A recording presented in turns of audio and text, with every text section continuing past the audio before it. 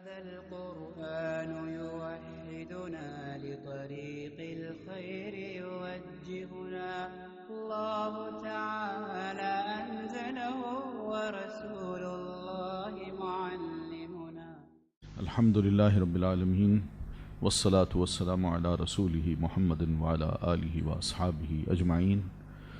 أما بعد فأعوذ بالله السميع العليم من الشيطان الرجيم. بسم الله الرحمن الرحيم. سورة الفتح. بسم الله الرحمن الرحيم. إنا فتحنا لك فتحا مبينا ليغفر لك الله ما تقدم من ذنبك وما تأخر ويتم نعمته عليك ويهديك صراطا مستقيما. سورۃ الفتح ہے، مدینہ میں نبی علیہ الصلاۃ والتسلیم پر یہ سورت نازل ہوئی. امام احمد بن حنبل اور صحیح بخاری اور صحیح مسلم میں یہ واقعہ لکھا ہے کہ ایک صاحب حبیب ابن ابی ثابت یا حبیب بھی کہتے ہیں ان کو، تو یہ کہتے ہیں کہ میں سیدنا ابو وائل کے پاس آیا کہ میں آپ سے آ کے کچھ سوال کروں. تو ابو وائل نے مجھے جواب دوں کہا کہ ہم صفین میں تھے، جنگ صفین میں، تو ایک شخص نے کہا کہ دیکھتے نہیں یہ لوگ کتاب اللہ کی طرف دعوت دیے جاتے ہیں مگر نہیں آتے. تو سیدنا علی رضی اللہ تعالیٰ عنہ اس موقع پر موجود تھے، تو کہنے لگے جی ہاں، یعنی حضرت علی اور سیدنا بن معاویہ کے درمیان جو لڑائی ہو رہی تھی اس کو کہتے ہیں جنگ صفین، ٹھیک ہے. تو اس میں سیدنا علی رضی اللہ تعالیٰ عنہ نے یہ چاہا تھا کہ ٹھیک ہے ہم بیٹھ کے صلح کر لیں، آپس میں لڑیں نا. تو اس موقع پر کتاب کو نا اللہ قرآن مجید کو نیزے پہ لہرا دیا گیا. تو اس موقع پر کسی آدمی نے کہا دیکھا نہیں سیدنا علی کو اور ان کے لشکریوں کو کہ کتاب اللہ کی طرف بلایا جا رہا ہے اور یہ آ نہیں رہے. تو سیدنا علی نے جواب دیا بالکل. تو سہل بن حنیف جو تھے وہ انہوں نے جب یہ بات سنی تو فرمانے لگے اتہموا انفسکم، پھر اپنے آپ کو برا بھلا کہو، ہم لوگ اچھے نہیں ہیں، کتاب اللہ کے فیصلے ہم تسلیم نہیں کرتے. تو فرمانے لگے کہ میں نے خود دیکھا حدیبیہ کے موقع پر، یعنی صلح جب ہو رہی تھی اللہ کے نبی اور مشرکوں کے درمیان، تو ایسے موقع پر اگر تم ہمیں دیکھتے یا رسول اللہ صلی اللہ علیہ وسلم یا اللہ کا یہ حکم ہوتا لڑائی کا تو ضرور ہم لڑتے، مگر ہوا یہ کہ وہاں صلح ہو گئی. تو سیدنا عمر رضی اللہ تعالیٰ عنہ نبی علیہ السلام کے پاس آئے اور انہوں نے آ کے کہا السنا علی الحق، اللہ کے رسول کیا ہم حق پر نہیں ہیں؟ وہم علی الباطل، اور یہ جو مشرک ہیں یہ باطل پر نہیں ہیں؟ تو نبی علیہ السلام فرماتے ہیں بالکل. پھر عرض کرتے ہیں الیس قتلانا فی الجنہ، کیا ہمارے مقتول جو ہیں وہ جنت میں نہیں ہیں؟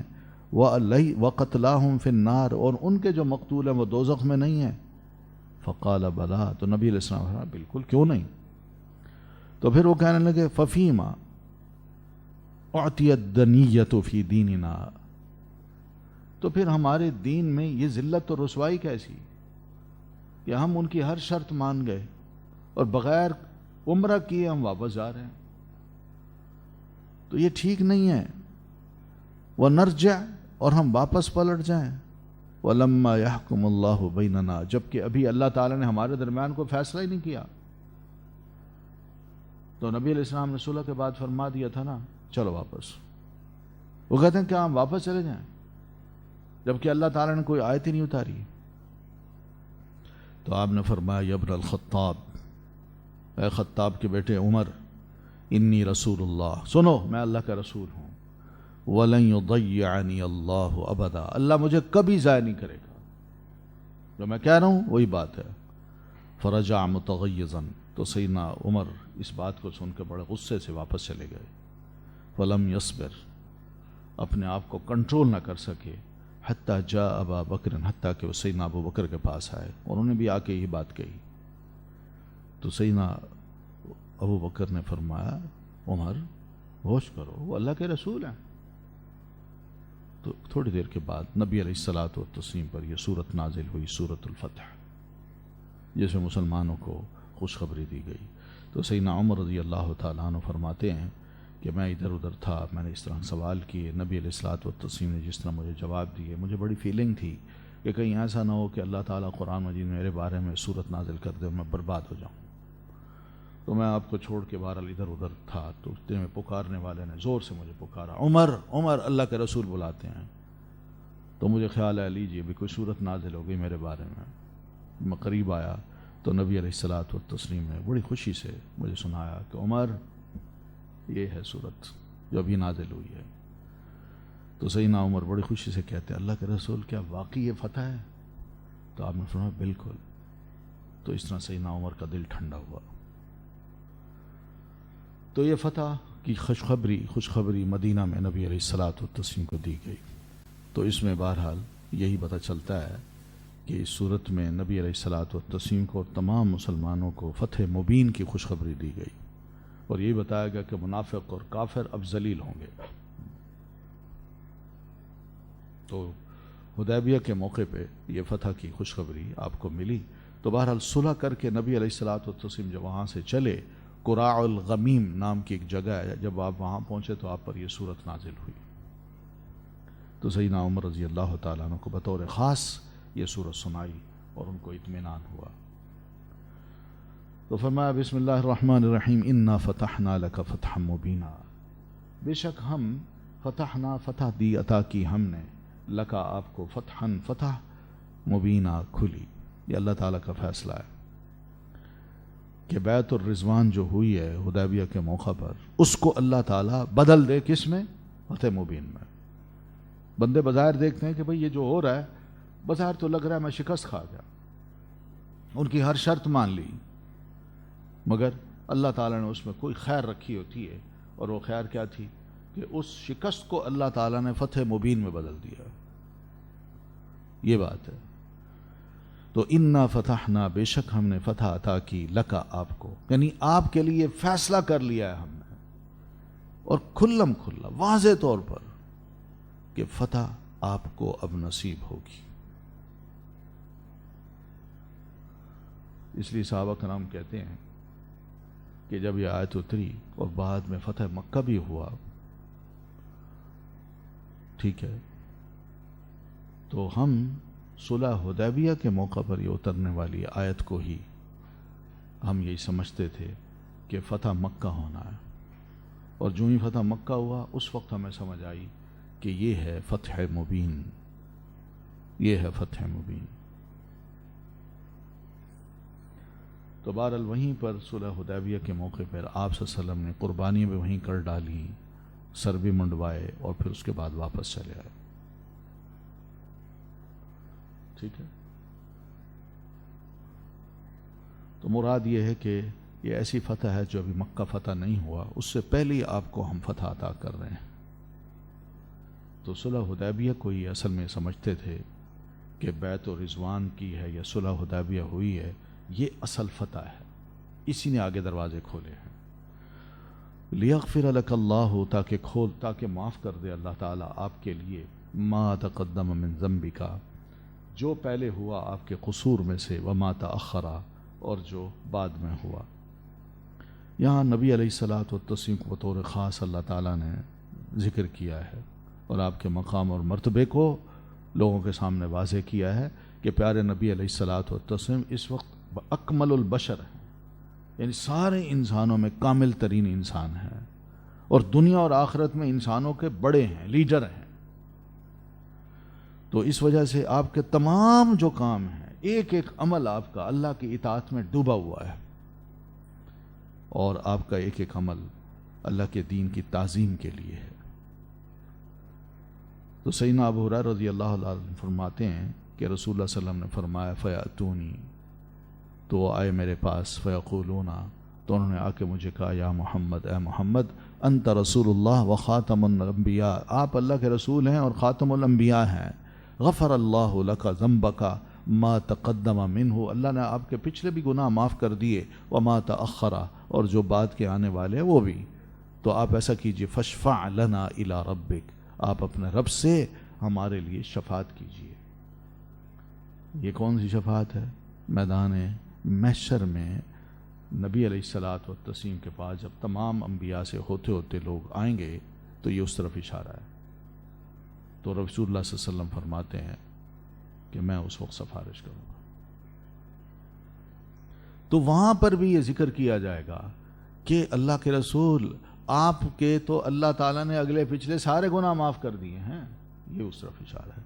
لیغفر لک اللہ ما تقدم من ذنبک، یعنی اب آپ حدیبیہ سے واپس تشریف لا رہے ہیں کہ یہ نہ سمجھیے کہ کوئی گناہ کیا ہے، غلطی ہوئی ہے، کوئی غلطی نہیں ہوئی۔ کوئی یہ نہ سمجھے کہ اللہ کے رسول صلی اللہ علیہ وسلم کا فیصلہ پہلے غلط تھا، آپ یہاں آ کے پھر بغیر فتح کیے، بغیر عمرہ کیے جو واپس جا رہے ہیں، کوئی غلطی تو ہے نا۔ تو ان کو بھی اللہ تعالیٰ نے سمجھا دیا کہ اس غلطی کو غلطی نہ کہیے گا، اگر ہے بھی صحیح تو اللہ نے وہ بھی معاف کر دیے، یہ رسول کا مقام ہے۔ وما تقدم وما تأخر، اور جو پیچھے رہ گئی، تو یہ ما تأخر یعنی بعد میں بھی اگلے پچھلے سب گناہ یہ رسول کا مقام بتا دیا۔ وَيُتِمَّ نِعْمَتَهُ عَلَيْكَ، اور وہ پورا کرے اپنی نعمت کو آپ پر۔ کس طرح؟ کہ آپ کو آپ کے دشمنوں پر غالب کرے۔ یہ ایک اللہ تعالیٰ کی ایک نعمت ہے، اور اللہ تعالیٰ نے دنیا میں ہی آپ کے دشمنوں پر آپ کو غالب کیا ہے۔ اور ایک اور نعمت اور بھی ہے جو اللہ تعالیٰ چاہتا ہے میں پورا کروں، وہ یہ ہے کہ دنیا میں آپ کا ذکر بلند تر کر دے۔ وَرَفَعْنَا لَكَ ذِكْرَكَ، ہر جگہ آپ کا ذکر ہو، آپ کا نام لیا جائے، آپ کے فالوور موجود ہوں۔ اور اسی طرح ایک اور نعمت بھی ہے کہ کل قیامت کو اللہ تعالیٰ آپ کی ایک ایک معمولی سی بھی غلطی جو ہے نا اس کو بھی معاف کر چکا ہو۔ یہ بھی بہت بڑی نعمت ہے۔ تو اللہ چاہتے ہیں یہ ساری نعمتیں میں آپ پر پوری کر دوں، وَيَهْدِيَكَ، اور رہنمائی کرے وہ آپ کی صراطا مستقیمہ، طرف سیدھے راستے کے، یعنی ایسا راستہ ہو جس میں کوئی ٹیڑھ پن نہ ہو۔ یہ بھی ایک نعمت ہے۔ تو مراد یہ کہ اللہ کے رسول صلی اللہ علیہ وسلم نے جو پہلے فیصلہ کیا تھا چلیں عمرہ کرنے، اور راستے میں صلح ہوئی ہے، اب واپس آ رہے ہیں، تو یہ بھی سیدھا راستہ ہے، اس میں کوئی ٹیڑھ پن نہیں ہے، کیونکہ اس کے نتیجے میں اور بہت سی فتوحات کے دروازے کھل رہے ہیں۔ اس میں یہ بات طے ہو گئی تھی کہ ہم اب آپس میں کبھی آئندہ جنگ نہیں کریں گے، یہ بھی طے ہوئی تھی۔ صلح کا مطلب یہی تھا کہ آئندہ جنگ نہیں کریں گے۔ ہاں اتنا ہوگا کہ ہمارا کوئی بندہ مسلمان ہو کے آپ کے پاس آیا، آپ ہمیں واپس کر دیں گے، اور آپ کا بندہ کوئی کافر ہو کے واپس آ جائے تو ہم واپس نہیں کریں گے، اور ہمیں ٹھیک ہے۔ اب بظاہر تو یہ لگتا ہے شکست ہے، مگر رسول اللہ صلی اللہ علیہ وسلم کو اللہ تعالیٰ نے بالکل سیدھا راستہ دکھا دیا۔ پوچھا گیا اللہ کے رسول ایسا کیوں؟ آپ نے فرمایا اولاً تو کوئی مسلمان غیر مسلم بنے گا نہیں، لیکن جو جائے گا تو ہمارے علاقے کو پاک کر دے گا۔ کوئی گیا ہی نہیں، لیکن ان کے لوگ مسلمان ہو کے آ رہے ہیں، اور نبی علیہ الصلوۃ والتسلیم صلح کے مطابق ان کو واپس بھیج رہے ہیں۔ اب وہ واپس مکہ نہیں جاتے، اس لیے کہ واپس جاتے ہیں وہ ماریں گے کہ تم مسلمان کیوں ہوئے۔ تو مکہ جانے کے بجائے وہ تجارتی جو راستہ تھا قافلوں کا، وہیں جا کے انہوں نے بسیرا ڈال دیا، اور اس بسیرے میں انہوں نے یہ کچھ کیا کہ ان کے آنے جانے والے جو قافلے تھے ان کی خوب خبر لینا شروع کر دی، اور آخر نتیجہ تعداد بڑھتی گئی، جو مسلمان ہوتا وہ ان کے گروپ میں آ کے شامل ہو جاتا، تعداد بڑھتی گئی، اور نتیجہ یہ نکلا کہ ان کے تجارتی قافلے محسوس ان کو یہ ہوا کہ ہمارے اوپر بڑی زبردست اقتصادی پابندی لگ گئی ہے، ہمارا مال لٹ رہا ہے، ہمارے بندے مارے جا رہے ہیں۔ تو وہ خود آئے، ہاتھ جوڑ کے کہتے ہیں جناب یہ معاہدہ ختم کیجیے، آپ اپنے بندوں کو جو مسلمان ہوتے ہیں بے شک ان کو اندر بلا لیں، مگر ان کو یوں نہ چھوڑیں۔ تو یہ کچھ تھا، تو یہ سیدھے راستے تھے سارے، اللہ نے اس کی طرف رہنمائی کر دی تھی آپ کو، اس لیے آپ نے سادگی میں جو کہا انہوں نے اب مانتے گئے، لیکن حقیقت میں آپ کی فتح تھی، ان کی شکست تھی۔ وَيَنصُرَكَ اللَّهُ، اور مدد فرمائے آپ کی اللہ، نصراً مدد فرمانا، عزیزہ زبردست، یعنی ایسی مدد جس کو کوئی بھی روک نہ سکے، اور اس مدد میں کبھی بھی آپ کو شکست نہ ہو، ایسی زبردست مدد اللہ تعالیٰ آپ کو فرمانا چاہتا ہے۔ یعنی جو آپ کے مقابل میں آئے تب بھی اللہ آپ کی مدد فرمائے، جو آپ کے خلاف چالیں چلے تب بھی اللہ تعالیٰ آپ کی مدد فرمائے، جو آپ کو بے عزت کرنا چاہے اللہ تعالیٰ پھر بھی رسول اللہ صلی اللہ علیہ وسلم کی مدد فرمائے، تو یہ سب کیا تھا؟ یہ اس صورت میں تھا جب آپ صلی اللہ علیہ وسلم کے ساتھ مومن بھی تھے اور جہاد اور صبر کا جو سبق تھا وہ مسلمانوں نے سیکھ لیا تھا۔ صحیح مسلم میں ہے، نبی علیہ الصلوۃ والتسلیم فرماتے ہیں ما نقصت صدقۃ من مال، کوئی صدقہ جو کیا جاتا ہے وہ مال کو کم نہیں کرتا۔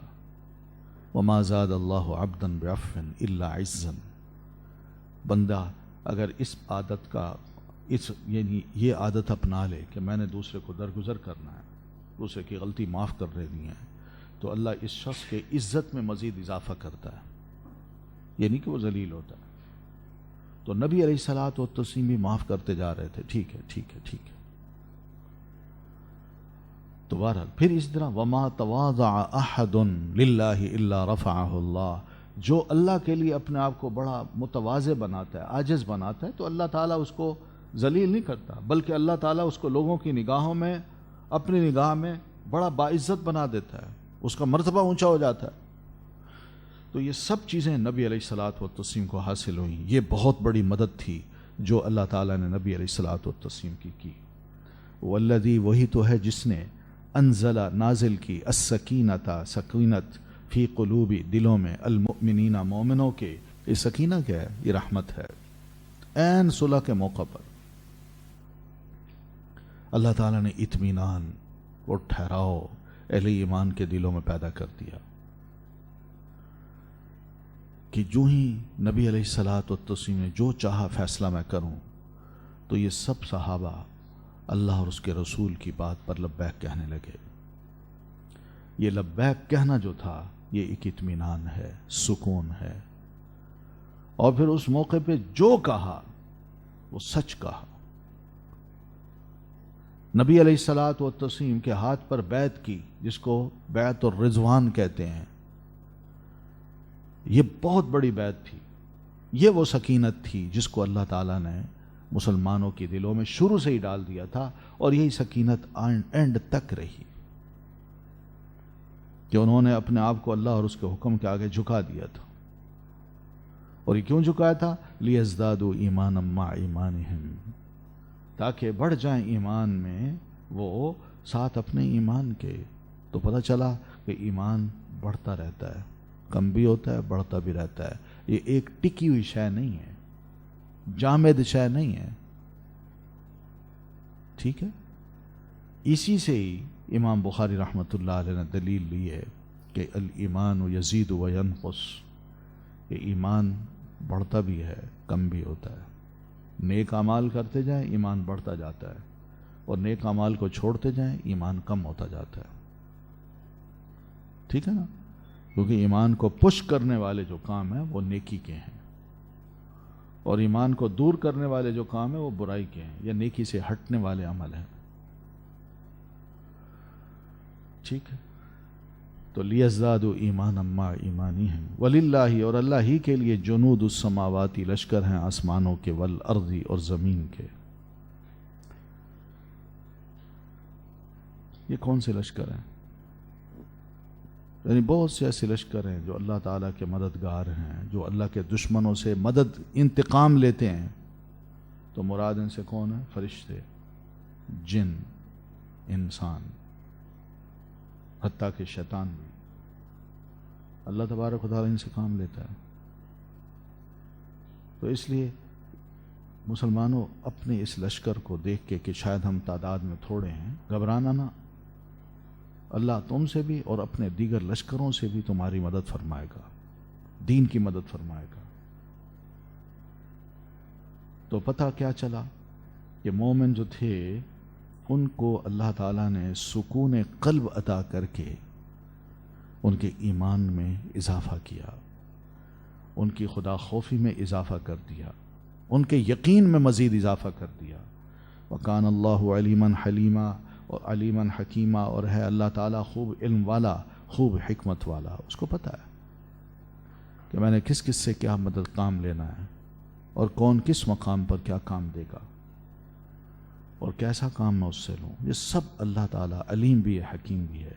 لیدخلا، تاکہ وہ داخل کر دے، المؤمنین، اہل ایمان مردوں کو، والمؤمناتی، اور مومن عورتوں کو، جنات، باغات میں، تو یہ سارا سکون قلب جو اللہ تعالیٰ نے نازل کیا اور ان کے ایمان اور یقین میں مزید اضافہ کرتا گیا، یہ اس لیے کرتا گیا تاکہ اللہ تعالیٰ مومن مردوں اور مومن عورتوں کو باغات میں داخل کرے، ان کے ایمان اور عمل صالح کی وجہ سے موقع دے رہا ہے اللہ تعالیٰ کہ ان کا ایمان بھی بڑھے اور عمل صالح میں بھی وہ آگے بڑھتے جائیں، کوئی چانس ضائع نہ کریں۔ اس طرح وہ باغات میں جنات میں داخل ہوں گے، اور یہ جنات کیا ہیں؟ جن کے نیچے سے نہریں چلتی ہیں، جس میں وہ ہمیشہ ہمیشہ رہیں گے۔ اور پھر ایک اور تحفہ ان کے لیے ہوگا کہ اللہ ان کی پچھلی برائیاں بھی سب مٹا دے گا، نام و نشان نہیں ہوگا ان برائیوں کا۔ اور یہی تو سب سے بڑی اللہ کے ہاں کامیابی ہے کہ جس کو اللہ تعالیٰ کل قیامت کو جنت میں داخل کر دے اور دوزخ سے بچا لے۔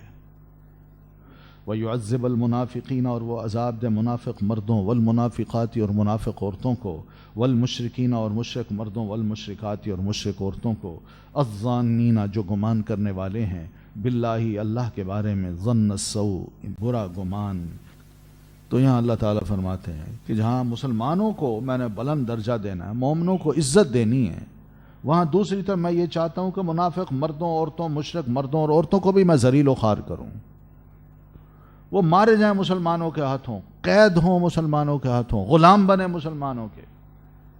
یہ عذاب ہوگا، یہی سزا ہوگی ان کی، جنہوں نے اللہ کے بارے میں بڑے برے گمان کیے کہ اللہ تعالیٰ نے وحی کی نبی علیہ الصلاۃ والتسلیم پر، اور آپ کو یہ کہا گیا کہ جناب آپ جائیے عمرہ کرنے، اور عمرہ کر کے واپس آئیں گے آپ، لیکن ہوا کیا؟ بغیر عمرہ کیے اللہ کے رسول واپس آ گئے۔ تو اس سے پتہ چلا کہ نہیں، کوئی اللہ تعالیٰ کا وعدہ نہیں تھا۔ اور پھر اسی طرح صلح حدیبیہ ہوئی ہے، حدیبیہ کے موقع پر جو صلح ہوئی ہے ذلت کی صلح ہے، یہ کون سی عزت ہے اس میں؟ تو یہ ساری چیزیں جو تھیں برے گمان ان کے دلوں میں آ رہے تھے۔ تو اللہ فرماتے ہیں علیہم دائرۃ السوء، گردش اگر بری ہے تو انہی پر ہے، مسلمانوں پر نہیں ہے۔ مسلمان کبھی بھی انشاءاللہ دنیا میں ان کو ایسی سزا نہیں ملے گی جیسے یہ قتل ہوں گے، قید بنیں گے، اور اس طرح ذلیل ہوں گے، خوار ہوں گے۔ آخرت میں ان کو دوزخ کا عذاب ملے گا، اور اہل ایمان کو دوزخ کا عذاب نہیں ملے گا۔ تو وغضب اللہ علیہم، اور غضب ناک ہوا اللہ ان پر، اب ان کی نجات کی کوئی راہ نہیں ہے۔ ولعنہم، اور اللہ تعالیٰ نے ان کو دھتکار دیا۔ وأعد لہم، اور اس نے تیار کر رکھا ہے ان کے لیے جہنم کو، جنت میں جانے کا کوئی راستہ نہیں اب ان کا، یہ جہنم ان کے لیے تیار ہو چکی۔ وَلِلَّهِ جُنُودُ السَّمَاوَاتِ، اور اللہ ہی کے لیے ہیں لشکر آسمانوں کے، وَالْأَرْضِ، اور زمین کے، وَكَانَ اللَّهُ، اور ہے اللہ تعالیٰ، عزیزاً بہت زبردست، حکیمہ حکمت والا۔ تو اللہ تعالیٰ کے بڑے لشکر ہیں، تو اس لیے اللہ تعالیٰ اپنے نبی کی مدد کے لیے نبی کے جو دشمن ہیں ان کے مقابلے کے لیے جہاں اہل ایمان کو تیار کرتا ہے، وہاں بے شمار لشکر بھی مدد کے طور پر نبی علیہ السلام کے ساتھ ہوتے ہیں۔ ٹھیک ہے، وَكَانَ اللَّهُ عَزِيزًا، اور اللہ تبارک و تعالیٰ کو مت سمجھیے کہ وہ ایسا کام نہیں کر سکتا، وہ غالب ہے، سب پر کنٹرول کرتا ہے، اس لیے اس کے عذاب کو ٹالا نہیں جا سکتا۔ جب اللہ تعالیٰ اپنے ان لشکروں سے اپنے دشمنوں کا انتقام لے یا دشمنوں سے انتقام لے، اور پھر حکیمہ، وہ بڑا حکمت والا بھی ہے، جو بھی تدبیر کرتا ہے وہ سب حکمت پر مبنی ہوتے ہیں۔ اِنَّا أَرْسَلْنَاكَ، بے شک بھیجا ہم نے آپ کو، شاہداً گواہی دینے والا بنا کر، وَمُبَشِّرًا، اور خوشخبری دینے والا، وَنَذِيرًا، اور ڈرانے والا بنا کر۔ بتایا کہ نبی کو کس لیے بھیجا جاتا ہے کہ جو اس پر ایمان لاتے ہیں ان کو وہ بشارت سناتا ہے، خوشخبری دیتا ہے، اور جو انکار کرتے ہیں ان کو وارن کرتا ہے۔ تو اس لیے نبی کا وجود جو ہے وہ اپنی امت پر ایک شہادت ہوتی ہے کہ اللہ تعالیٰ کا پیغام اس نبی نے اس امت تک پہنچا دیا ہے۔ تو اس اعتبار سے نبی شاہد ہے، اس کا یہ مطلب نہیں نبی حاضر ناظر ہے۔ لوگوں نے اس کا معنی یہ بھی کیا ہے اپنی مرضی کا کہ شاہد کا مطلب جو حاضر ہو، جو موجود ہو، تو یہ مطلب نہیں ہے۔ شاہد کا مطلب یہ کہ آپ اپنی امت پر اس بات کے گواہ ہیں کہ اللہ تعالیٰ نے آپ کو جو پیغام دیا تھا آپ نے اپنی امت تک پہنچا دیا ہے، اور آپ نے یہ کام کیا ہے۔ پھر وَمُبَشِّرًا، اور جو مومن بنے ان کو خوشخبری دینے والا، اور جو نہ بنے کافر رہے ان کو وارننگ دینے والا رسول بنا کے آپ کو بھیجا ہے، تاکہ لِتُؤْمِنُوا، تاکہ تم ایمان لاؤ، باللہ اللہ پر، وَرَسُولِهِ، اور اس کے رسول پر، وَتُعَزِّرُوهُ، اور تم قوت دو اسے، وَتُوَقِّرُوهُ، اور تم تعظیم کرو اس کی۔ تو یہ خطاب ہے، اللہ تعالیٰ نے رسول اللہ صلی اللہ علیہ وسلم کو اور امت کو خطاب کیا ہے، لِتُؤْمِنُوا بِاللَّهِ وَرَسُولِهِ، تم خود بھی ایمان لاؤ اللہ پر اور اس کے رسول پر، یعنی رسول اللہ صلی اللہ علیہ وسلم اپنے رسول ہونے پر بھی ایمان لائے، اس کو شک نہ ہو، اور سب مومن بھی ایمان لائے۔ پھر ایمان لانے کے بعد بیٹھ نہ جاؤ گھروں میں تسبیح پکڑ کے کہ بس اب کوشے میں بیٹھ جاتے ہیں اور اللہ اللہ کرتے ہیں، بلکہ وَتُعَزِّرُوهُ، تم قوت دو اسے۔ وہ کیسے قوت دی جاتی ہے؟ وَتُعَزِّرُوهُ، یعنی اس کے دین کی تائید کرو، جہاں کہیں ہو عمل بھی کرو، دین کی تائید کرو، بولو دین کے حق میں، اور دوسرے تک دین کو پہنچاؤ بھی صحیح۔ یہ اصل معنی ہے تُعَزِّرُوهُ کا۔ پھر اس کے بعد وَتُوَقِّرُوهُ، اور تم تعظیم کرو اس کی۔ کیا مطلب یہ کہ ایک اللہ کی عبادت کرنے والے ہم ہیں، ہمارا رب اللہ ہے، اور ہم اقرار کرتے ہیں کہ اللہ کی کوئی اولاد نہیں، اس کا کوئی شریک نہیں۔ وَتُوَقِّرُوهُ، رسول اللہ صلی اللہ علیہ وسلم کی عزت بھی کرو، تعظیم بھی کرو، یعنی آپ صلی اللہ علیہ وسلم رسول اللہ ہیں، تم سب کے سید ہیں، بڑے ہیں، اللہ نے ان کو کتنا بڑا مقام دیا ہے، اور سب سے بڑا مقام تمہیں اس اعتبار سے بھی دینا چاہیے کہ اللہ تعالیٰ نے تمہیں توفیق دی کہ تم نے ان کی باتیں سنی، تم متاثر ہوئے اور آپ پر ایمان لائے، وہ آپ کی ہدایت کا سبب بنے۔ اور وَتُسَبِّحُوهُ بُكْرَةً وَأَصِيلًا، اور صبح و شام اللہ تبارک و تعالیٰ کی تسبیح بھی بیان کرو، یعنی اس بات کا اقرار کرو کہ اللہ ایک ہے، ہمارا رب ہے، اس کا کوئی شریک نہیں، کوئی اولاد نہیں، اور کوئی اس کا ہمسر نہیں۔ وَإِنَّ الَّذِينَ، بے شک وہ لوگ، يُبَايِعُونَكَ، جو بیعت کرتے ہیں آپ سے، انما، بے شک، يُبَايِعُونَ، وہ بیعت کر رہے تھے یا کرتے ہیں، اللہ تعالیٰ سے۔ یہاں یہ سمجھایا کہ اللہ کے رسول جو لوگ آپ کی بیعت کر رہے تھے حدیبیہ کے مقام پر، وہ بیعت تو آپ کی تھی مگر حقیقت میں وہ اللہ تعالیٰ سے بیعت کر رہے تھے۔ تو آپ سب کو پتہ ہے سیدنا سلیمان علیہ السلام، سیدنا عثمان علیہ رضی اللہ تعالیٰ عنہ کو نبی علیہ السلام نے بھیجا تھا کفار کے پاس کہ آپ جائیں ان سے کچھ صلح کی بات کریں، ان کو تسلی دلائیں کہ ہم یہاں عمرہ کرنے کے لیے آئے ہیں اور عمرہ کر کے چلے جائیں گے، ہم لڑنے کی نیت سے نہیں آئے۔ مگر وہ وہاں گئے تو بات انہوں نے پھیلا دی کہ عثمان کو شہید کر دیا گیا۔ تو نبی علیہ السلام جس درخت کے نیچے بیٹھے تھے، آپ نے صحابہ کو بلایا، آؤ اب بیعت کرتے ہیں کہ عثمان کا بدلہ لیے بغیر ہم واپس نہیں جائیں گے۔ انہوں نے بہت بڑا دھوکہ دیا، ہمارے سفیر کو قتل کر دیا۔ تو یہ آداب سفارت میں بھی یہی ہوتا ہے کہ سفیر چاہے دشمن ملک کا ہی کیوں نہ ہو، اس کی بات سنی جاتی ہے اور اس کو پیغام دے کے واپس بھیج دیا جاتا ہے۔ یہ نہیں کیا جاتا کہ کوئی بندہ بھیجا جائے اور حکومت اس کو قتل کر دے کہ ہمارے دشمنوں کا بندہ آیا ہے، ایسا نہیں ہوتا۔ تو لیکن انہوں نے بات اڑا دی کہ عثمان شہید کر دیے گئے، تو نبی علیہ السلام نے فرمایا آؤ بیعت کرو۔ تو بیعت جب کی تو آپ نے فرمایا یہ میرا ہاتھ ہے اور یہ عثمان کا ہاتھ ہے، اور پھر مسلمانوں کا ہاتھ اس پہ تھا، نبی علیہ الصلوۃ والتسلیم کے ہاتھ پہ۔ اللہ نے فرمایا میرا ہاتھ ان پر ہے، ید اللہ فوق ایدیہم، ان کے ہاتھوں کے اوپر میرا ہاتھ بھی ہے۔ کیا زبردست مقام ہے سیدنا عثمان رضی اللہ تعالیٰ عنہ کا۔ یہ عثمان کا یا میرا ہاتھ ہے اور یہ عثمان کا ہاتھ ہے، یا یہ عثمان کا ہاتھ ہے اور یہ میرا ہاتھ ہے۔ صحابہ نے کہا پھر یہ ہمارا ہاتھ ہے، سب نے ڈال دیا، اور اللہ نے فرمایا میرا ہاتھ ان کے اوپر ہے۔ اتنا بڑا مرتبہ ہے سیدنا عثمان رضی اللہ تعالیٰ عنہ کا۔ یہ اسی طرف اشارہ ہے کہ اللہ کے رسول جو لوگ آپ کی بیعت کر رہے تھے، بیعت کس کو کہتے ہیں؟ ایک لائلٹی کا اظہار ہے، اخلاص کا اظہار ہے کہ جناب اب آپ جو حکم کریں گے ہم کریں گے۔ جان تک قربان کر دیں گے. آپ کی قیادت ہمیں تسلیم ہے، آپ کا حکم ملے ہم سب کچھ کرنے کو تیار ہیں. یہ بیعت ہوتی ہے. ٹھیک ہے، اس بیعت کو ویلڈ قرار دیا ہے. لیکن کچھ بیعت اور بھی ہوتی ہے جو بزرگوں کی جاتی ہے. تو یہ بزرگ جن کو مرشد سمجھا جاتا ہے کہ یہ میرے مرشد ہیں، میں ان سے بیعت کرتا ہوں.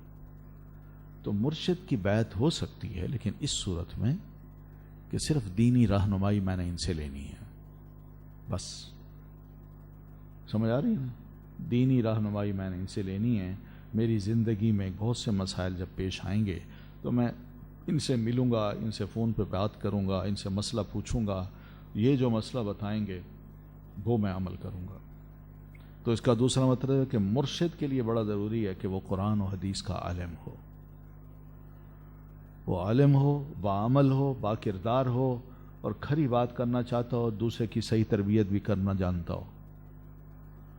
یہ نہیں ہے کہ صرف تسبیح پکڑ کے بیٹھا ہو کہ گوشے میں بیٹھ جائے، بس یہ ذکر ہے میں دے رہا ہوں اور تم جاؤ اب صبح شام یہ اتنے دفعہ، 1,00,000 دفعہ، 2,00,000 دفعہ روزانہ ذکر کرنا، تمہارے مسئلے حل ہو جائیں گے.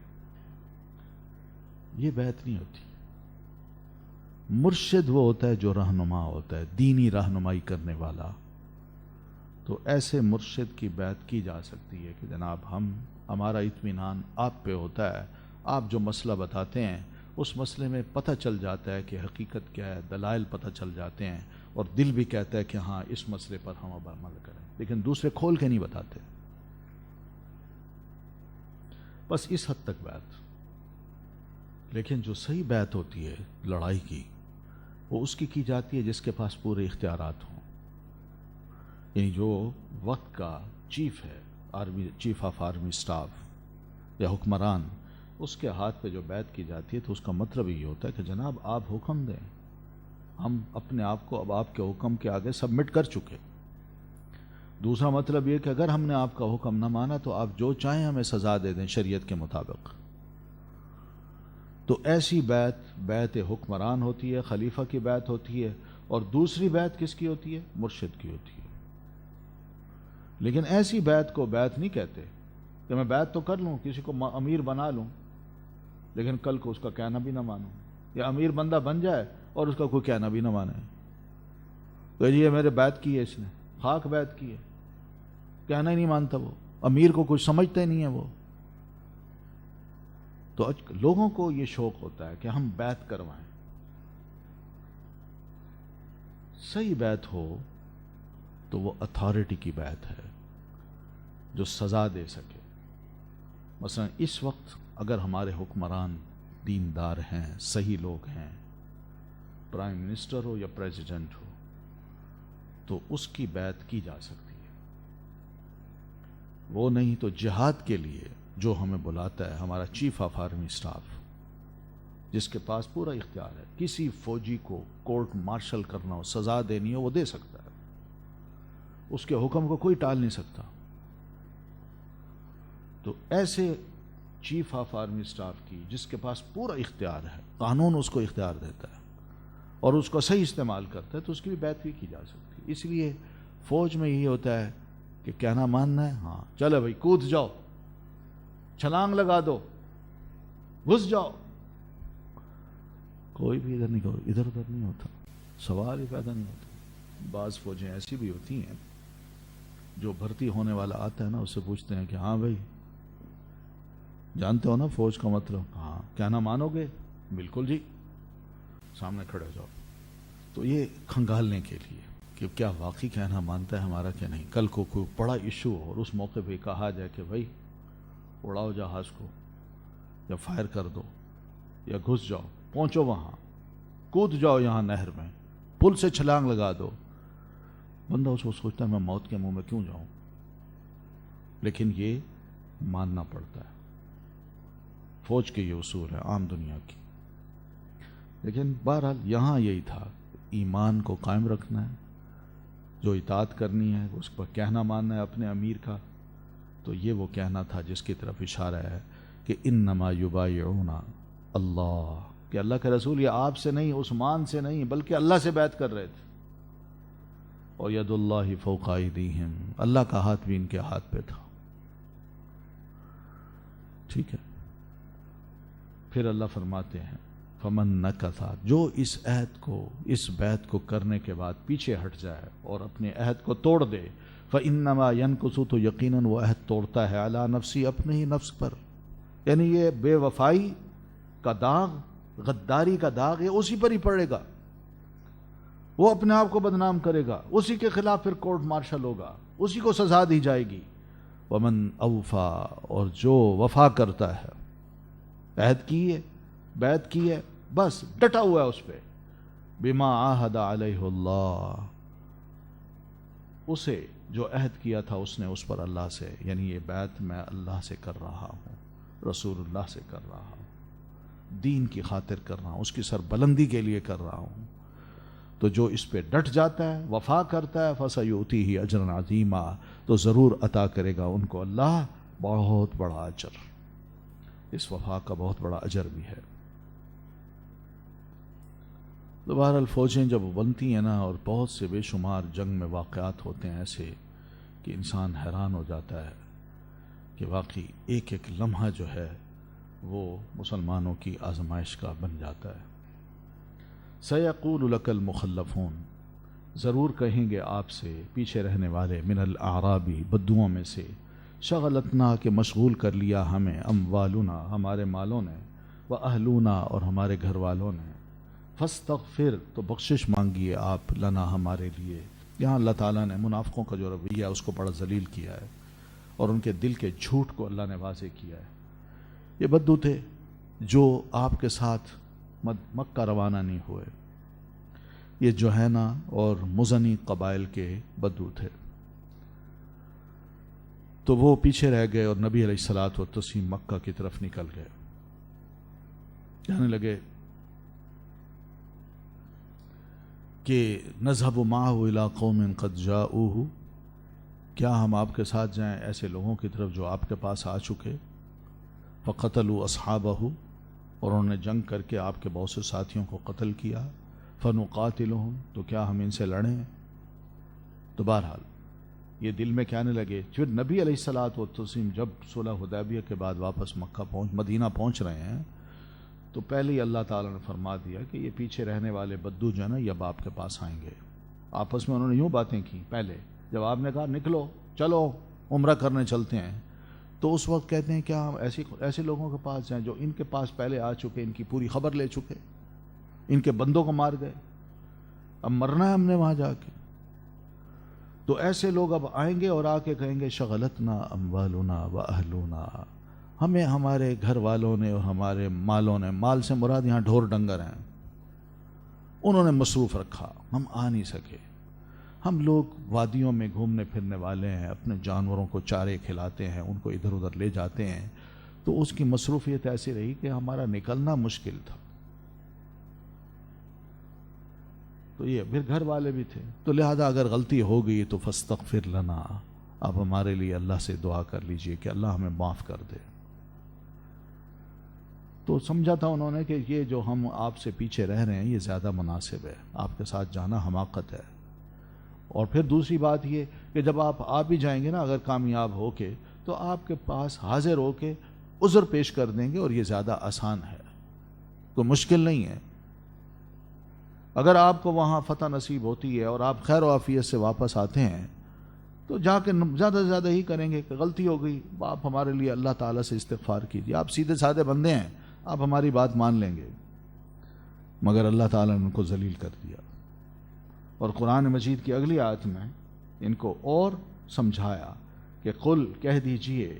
اللہ فرماتے ہیں یقولون بألسنتہم، یہ جو کچھ کہہ رہے ہیں اپنی زبان سے کہہ رہے ہیں، ما لیس فی قلوبہم، یہ وہ چیز نہیں ہے جو ان کے دلوں میں ہے. تو یہ ایک تو ذلیل کیا ان کو، یہ منافق ہیں. پھر قل، اللہ کے رسول ان سے پوچھئے، ان بدوؤں سے، فمن یملک لکم، یہ تو آپ سے کہتے ہیں کہ ہمارے لیے استغفار کیجئے، کہ ہم پیچھے رہ گئے آپ سے.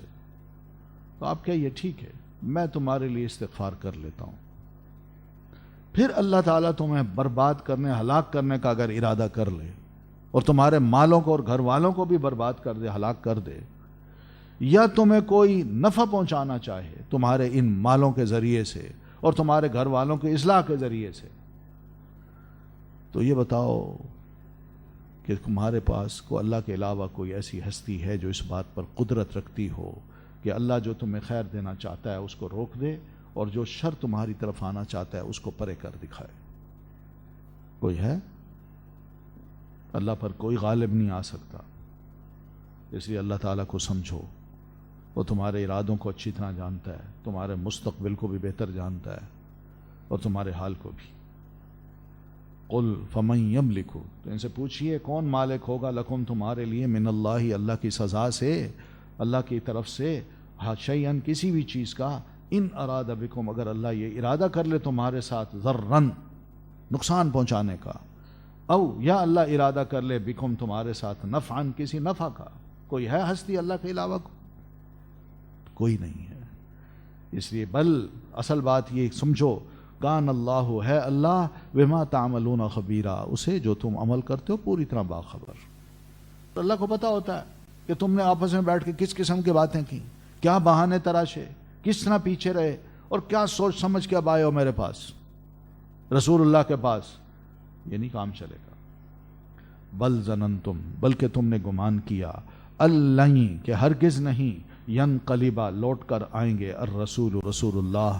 اور تم نے تو نبی علیہ الصلوۃ والتسلیم، رسول اللہ صلی اللہ علیہ وسلم اور مسلمانوں کی روانگی کے موقع پر یہ گمان کیا تھا کہ یہ جا رہے ہیں، اب زندہ واپس نہیں آئیں گے.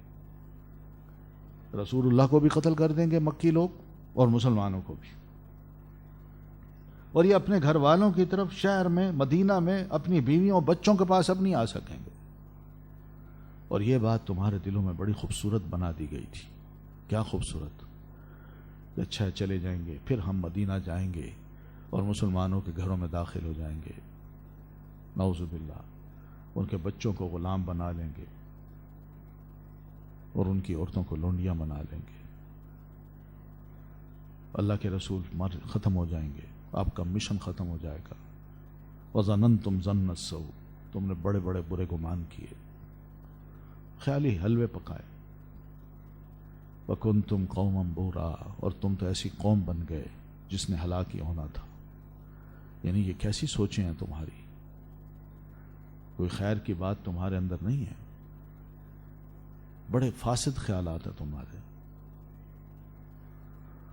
سنو، وَمَن لَّمْ يُؤْمِن بِاللَّهِ، جو نہیں ایمان لاتا اللہ پر، وَرَسُولِهِ، اور اس کے رسول پر، فَإِنَّا، تو بے شک ہم نے، اعتدنا، تیار کر رکھا ہے ہم نے، لِلْكَافِرِينَ، کافروں کے لیے، سعیرا، دوزخ کی آگ کو. یعنی جو اپنے عمل کو ظاہر اور باطن میں خالص نہیں کرتا کہ میں اللہ کے لیے کر رہا ہوں، تو وہ یاد رکھی ہم نے اس کے لیے پھر جہنم کی دہکتی آگ تیار کر رکھی ہے، جس میں اللہ نے اس کو سزا دینی ہے. خواہ لوگوں کے سامنے وہ کتنا ہی اظہار کرے کہ میں مسلمان ہوں، جو کہ وہ مخلص نہیں ہے، تو اس لیے اس شخص کے لیے یہی سزا ہے.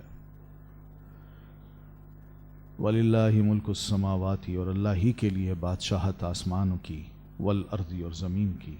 یغفر، وہ بخش دے گا، لمن یشاء، جسے وہ چاہے گا. بادشاہت اللہ کی ہے، کنٹرول اسی کا ہے، حکم اسی کا چل رہا ہے، تو تم بھی اسی کے کنٹرول میں ہو. اس لیے اللہ کی پہنچ سے تم باہر نہیں جا سکتے، اللہ کی پکڑ سے بچ نہیں سکتے. اس لیے اللہ کو سمجھو کہ وہ جس کو چاہے معاف کر دے، جس کو چاہے سزا دے. یہ اللہ کر سکتا ہے. تمہاری منافقت پر، تمہارے اس غلط گمان پر ہونا تو یہ چاہیے کہ تمہیں سزا دے، مگر تمہیں مواقع اب بھی دیے جا رہے ہیں کہ تم معافی مانگ لو، اللہ تمہیں معاف بھی کر دے گا. وَكَانَ اللَّهُ غَفُورًا رَحِيمًا، اور ہے اللہ بہت بخشنے والا، رحم کرنے والا. اس لیے موقع ہے، اس سے فائدہ اٹھا لو. سَيَقُولُ الْمُخَلَّفُونَ، ضرور کہیں گے پیچھے رہنے والے، اِذَا انطَلَقْتُمْ، جب چلو گے تم، اِلَى مَغَانِمَ، طرف غنیمتوں کے، لِتَأْخُذُوهَا، تاکہ تم لے سکو انہیں، ذرونا، چھوڑو ہمیں، نتبعکم، ہم پیچھے چلیں آپ کے، یا پیچھے چلیں تمہارے. تو یہاں اشارہ ہے اس بات کی طرف کہ نبی صلی اللہ علیہ وسلم کو اللہ تعالیٰ یہیں سے وعدہ کر رہا ہے کہ اب آپ جائیں اور سیدھے خیبر کے یہودیوں کے پاس جائیں، ان کی خبر لیں، کیونکہ انہوں نے پیچھے سے معاہدہ بھی توڑا اور مکی لوگوں سے رابطے بھی کیے اور اس معاہدے کو توڑنے کا اعلان بھی کیا۔ تو نبی علیہ الصلوۃ والتسلیم کو بتایا جا رہا ہے کہ آپ جو ہی مدینہ پہنچیں تو وہیں سے آپ رخ کر لیں خیبر کی طرف، اور بس خیبر آپ پہنچیں گے اللہ آپ کو فتح عطا کر دے گا، بہت سی غنیمتیں آپ کو ملیں گی، ٹھیک ہے نا؟ تو یہ وہ چیز تھی۔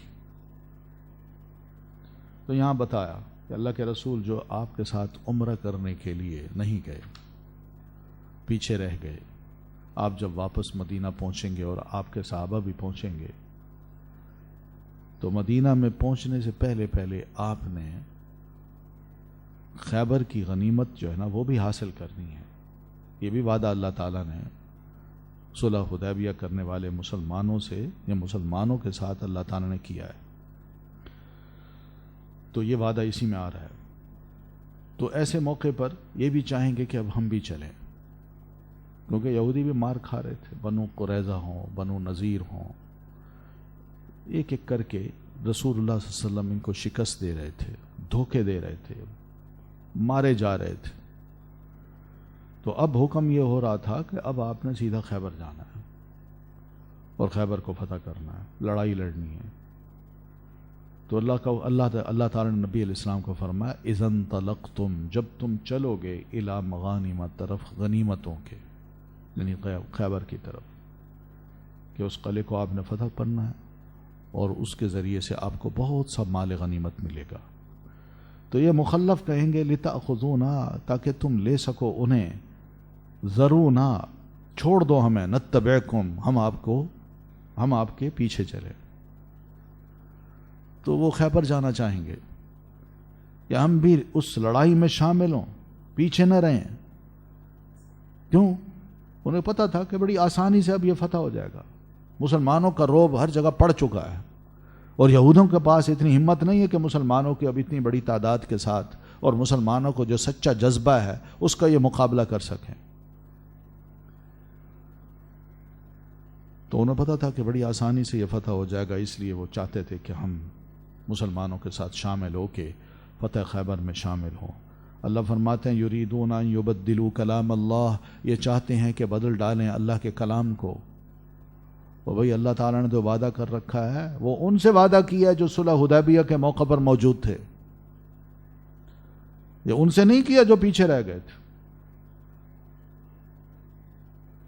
ٹھیک ہے؟ یعنی انہوں نے بڑی قربانیاں دی ہیں، نکلے ہیں، اللہ کے رسول صلی اللہ علیہ وسلم کی آواز پہ لبیک کہا کہ عمرہ کرنا ہے، وہاں پہنچے ہیں، بڑے مراحل تھے عجیب و غریب، اور وہاں انہوں نے صبر کیا، سکینت اللہ تعالیٰ نے ان کو عطا کی، اور پھر اس کے بعد یہ فاتح اور غانم بن کے وہاں سے واپس آئے۔ تو ان سے اللہ تعالیٰ نے وعدہ کیا ہے کہ تم جاؤ، تمہیں اللہ تعالیٰ بہت سا مال غنیمت نصیب کرے گا۔ یہ نہیں ہوگا کہ تم قلعہ فتح کرو گے یا لڑائی ہوگی، جیتو گے تم، اور نتیجے میں کیا ہوگا کہ خیبر کے قلعے کا جو مال ہے وہ مسلمانوں کے نصیب میں آ جائے گا۔ اللہ فرماتے یہ تو ہو نہیں سکتا، کیونکہ یہ بڑے گناہ گار لوگ ہیں، پیچھے رہے ہیں، یہ مخلص نہیں تھے، یہ کیا مفت کا مال اب کمانے کے لیے یا جہاد میں شامل ہو کے اپنا نام جو ہے نا اس میں لکھوانا چاہتے ہیں کہ ہم بڑے مجاہد ہیں، بڑے مخلص ہیں۔ قل، ان سے کہہ دیجئے، لن تتبعونا، تم ہرگز نہیں پیچھے آؤ گے ہمارے، کیوں؟ کذالکم قال اللہ من قبل، اسی طرح اللہ تعالیٰ نے پہلے سے فرما دیا ہے۔ اللہ تعالیٰ نے وہی ہمیں فرما دیا تھا جب صلح حدیبیہ ہو چکی، ہم واپس آ رہے تھے تو اللہ تعالیٰ نے کہہ دیا انا فتحنا لک فتحا مبینا لیغفر لک اللہ ما تقدم من ذنبک وما تأخر، اور اسی طرح وینصرک اللہ نصرا عزیزا هو الذی انزل السکینۃ فی قلوب المؤمنین، یہ سکینت تھی، یہ مومن جو ہے نا ان کو اللہ نے وعدہ کیا تھا، تمہیں نہیں کیا تھا۔ فَسَيَقُولُونَ، تو یہ جواب میں کہیں گے بل تحسدوننا، بلکہ تم حسد کرتے ہو ہم سے کہ ہم وہاں جائیں گے، مال غنیمت ملے گا اور ہم اس کا حصہ دار بن جائیں گے، تم ہمیں حصہ دار نہیں بنانا چاہتے، خود ہی سب مال کو سمیٹنا چاہتے ہو۔ بل بلکہ کانو ہیں وہ لا یفقہون الا قلیلا، نہیں وہ سمجھتے مگر تھوڑا. بھائی دین کا حکم ہے، دین کا معاملہ ہے. جب اصل معاملہ تھا اس وقت تو تم پیچھے گئے نہیں، اس وقت تم رہ گئے اور آ کے اب بہانے کرتے ہو. اور اب جو آسان راستہ نظر آ رہا ہے، آسان فتح نظر آ رہی ہے، تم کہتے ہو ہم چلتے ہیں. یہ کیسا ہے؟ تو ایسے یہ تم دین کو سمجھ نہیں پا رہے. اصل مسئلہ یہ ہے. قل للمخلفین، کہہ دیجئے پیچھے رہنے والوں سے، من الاعراب، بدوؤں میں سے، ستدعون، ان قریب تم بلائے جاؤ گے، الی قوم، طرف قوم کے، اولی بأس شدید، جو سخت جنگجو ہے، لڑنے والی ہے. تو اللہ کے رسول ان سے کہیے جو بدو ہیں، پیچھے رہ گئے ہیں، تمہیں جہاد کا شوق ہے نا، تو ان قریب ایک وقت آ رہا ہے تمہیں مسلمان ایک قوم سے جو انتہائی لڑاکی ہے، ان سے لڑنے کے لیے مسلمان تمہیں بلائیں گے کہ آؤ اس فوج میں شامل ہو جاؤ، آؤ ہم جا کے ان سے لڑیں اور جنگ کرتے رہیں حتیٰ کہ اللہ ہمیں فتح نصیب کر دے. یا جنگ کرنے کے لیے ہم جائیں، جب تک وہ مسلمان نہیں ہوتے ہم ڈٹے رہیں. یہ دو کاموں میں سے ایک کام ہوگا جو تم نے کرنا ہے. تو ایسے موقع پر اگر وہ تمہارا کہنا مان لیں تو ان کو بتاؤ کہ اللہ تمہیں بڑا زبردست قسم کا اجر عطا کرے گا، بہت زبردست. پھر اچھا اجر عطا کرے گا. اور اگر تم نے منہ موڑا، جیسا کہ پہلے تم منہ موڑ چکے تھے، غداری کی جیسا کہ پہلے غداری کر چکے تھے، دھوکہ دیا، تو یعذبکم عذابا علیما، تو اللہ تمہیں پھر دردناک قسم کی سزا دے گا اس دنیا میں. ٹھیک ہے، پیچھے نہ رہنا آپ، جیسے مکہ میں تم پیچھے رہ گئے تھے، ورنہ اللہ کا عذاب تم پر نازل ہوگا. تو یہ ابھی بتا دو ان کو تاکہ مستقبل کے لیے تیار کریں اپنے آپ کو، قائل کریں اپنے آپ کو کہ ٹھیک ہے بھائی ہم آئندہ کیا نہ مانیں گے. لیس علی الاعمی، نہیں ہے اندھے پر، حرجن کوئی گناہ، ولا علی الاعرج، اور نہ ہی لنگڑے پر، حرجن کوئی گناہ، ولا علی المریض، اور نہ کوئی گناہ ہے علی المریض، مریض پر، حرجن کوئی گناہ. باقی رہا یہ جو پیچھے رہ گئے ہیں ان میں اگر کوئی مریض تھا، بیمار تھا، کوئی اندھا تھا، لنگڑا تھا، معذور تھا، وہ تو ایسے معذور لوگوں پر کوئی گناہ نہیں ہے کہ وہ پیچھے کیوں رہے ہیں. ان کے دل کے ارادوں کو اللہ جانتا ہے کہ واقعی وہ تڑپ رہے تھے، خواہش کر رہے تھے کہ کاش اللہ نے مجھے آنکھیں دی ہوتی، میں بھی رسول اللہ کے ساتھ ہوتا. اسی طرح لنگڑا جو معذور ہے، چل نہیں سکتا، اس کی تڑپ کو بھی اور اس کی لگن کو بھی اللہ جان رہا تھا. اور اسی طرح جو بیمار تھا وہ نہیں جا سکتا تھا. تو ایسے لوگوں کے خلوص کو دیکھ کے اللہ تبارک و تعالیٰ فرماتے ہیں کوئی گناہ نہیں ہے، تم پیچھے رہ گئے تو کوئی گناہ نہیں. صرف اتنی بات ہے کہ وَمَن، اصول یہ ہے کہ وَمَن يُطِعِ اللَّهَ وَرَسُولَهُ، جو اللہ اور اس کے رسول کی اطاعت کرے گا، بس دل سے بھی اور زبانی بھی، بظاہر بھی. اطاعت کا اس طرح اگر کوئی دم بھرتا ہے تو بے شک وہ نابینا ہو، بے شک وہ بیمار ہو، بے شک وہ لنگڑا ہو، ایسے بندے کو یدخلہ جنات، اللہ داخل کرے گا ایسے باغات میں کہ تجری من تحتی الانہار، جن کے نیچے نہریں چل رہی ہوں گی. بس یہ اصل تو ایمان کی بات ہے نا، خلوص کتنا ہے، محبت کتنی ہے دین سے. ومن یتولی، اور جو کوئی منہ موڑے گا، چاہے وہ اندھا ہو، چاہے وہ لنگڑا ہو، چاہے وہ بیمار ہو، دل سے وہ خوش ہوتا ہے، ٹھیک ہوا جان چھوٹی، بہانہ بن گیا میں بچ گیا، نہیں جا سکا، تو یہ ہے تولا. ومن یتولی، اور جو منہ موڑے، منہ پھیرے گا، ایسے شخص کو یعذبہ عذابا علیما، سخت سزا دے گا اللہ اس کو، سزا دردناک قسم کی. تو یہ ہے کہ یہ لوگ اصول سمجھ لیں، چاہے نابینا ہوں، لنگڑے ہوں، اندھے ہوں، یا اسی طرح بیمار ہوں، بس اپنے ایمان کو مضبوط رکھیں، اس میں اطاعت کا جذبہ کوٹ کوٹ کے بھرا ہوا ہو. سبحانک اللہم و بحمدک، اشہد ان لا الہ الا انت، استغفرک و اتوب الیک.